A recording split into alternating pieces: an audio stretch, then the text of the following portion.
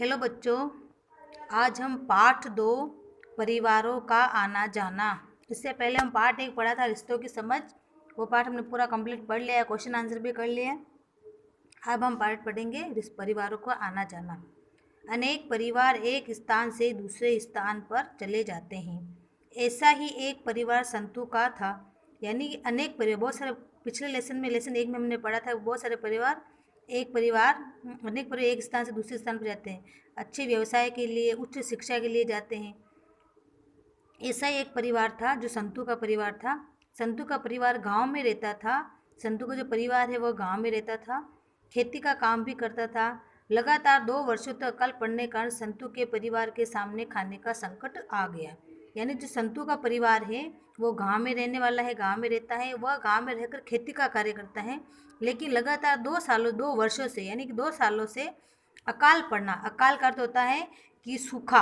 अब सूखा कैसे पड़ता है? फसलें कब सूखती है? या तो बहुत अत्यधिक बारिश होती है जिससे फसलें खराब हो जाती है तो अनाज प्राप्त नहीं होता है, या फिर लंबे समय तक कम बारिश होना, ये भी सूखा है। तो अकाल पड़ना यानी कि फसल ना होना या नहीं के बराबर होना, सूखा होना।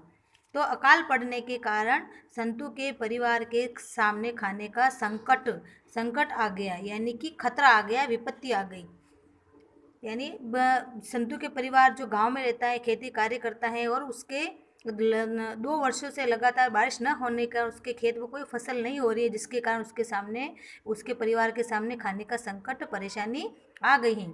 इसलिए संतु अपने परिवार और पशुओं को लेकर अपने भतीजे, यानी भाई का लड़का, भतीजा कौन होता है? भाई का लड़का, भाई के भतीजे के गांव चला गया। यानी इसी अकाल से परेशान होकर संतु अपने परिवार और पशुओं को, यानी संतु खेती करता है तो खेती में पशुओं की आवश्यकता होती है, तो उन्हीं पशुओं को लेकर वह संतु और परिवार पशुओं को लेकर अपने भतीजे के गांव चला गया।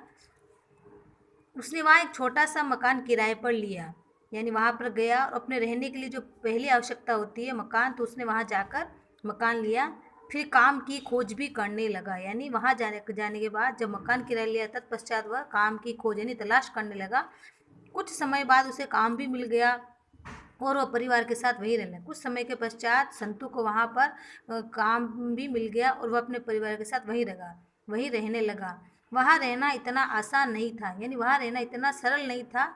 उसे अपने गांव की याद सताने लगी। यानी संतु को वहाँ रह रहा था, अच्छे से कमाई कर रहा था, लेकिन फिर भी क्या है कि वहाँ पर रहना आसान सरल नहीं था, क्योंकि उसे अपने गांव की याद सताने लगी, यानी परेशान करने लगी। और फिर उसे समाचार यानी खबर मिली कि इस बार उसके गांव में अच्छी बारिश हुई है, यानी वर्षा हुई है। फिर क्या था, वह अपने परिवार व पशुओं को लेकर वापस गांव आ गया। और 2 वर्ष के पश्चात जब उसे पता चला, 2 वर्ष तक उसके खेत में उसके गांव में बारिश नहीं हुई, जिसका अपने गांव छोड़कर दूसरे अपने भतीजे गांव चला गया। वहां पर वह रहने लगा, मकान किराए लिया, फिर उसने अपना काम की तलाश की और वहां पर कमाई करके रहने लगा। लेकिन फिर उसे अपने गाँव की याद सताने लगी। फिर तत्पश्चात उसे कुछ समय बाद किसी ने उसे खबर मिली, समाचार मिला कि उसके गाँव में इस बार अच्छी बारिश हुई है। तो फिर क्या था, जैसे ही अच्छी खबर उस संतु ने सुनी तो अपने परिवार व पशुओं को लेकर वह अपने गांव वापस चला गया।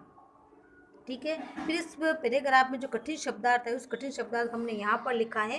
अकाल का अर्थ होता है सूखा, यानी अधिक बारिश होती है, वर्षा अधिक होना है। ज़्यादा बारिश होने के कारण भी फसल क्या होती है? गल जाती है, जिसके कारण फसल में पैदा होने वाला अनाज हमें प्राप्त नहीं होता है। और लंबे समय तक कम बारिश और बहुत ही कम बारिश होती है, जिसके कारण भी सूखा हो जाता है। तो अकाल का अर्थ यही है, सूखा। फिर ये संकट यानी खतरा, विपत्ति होता है।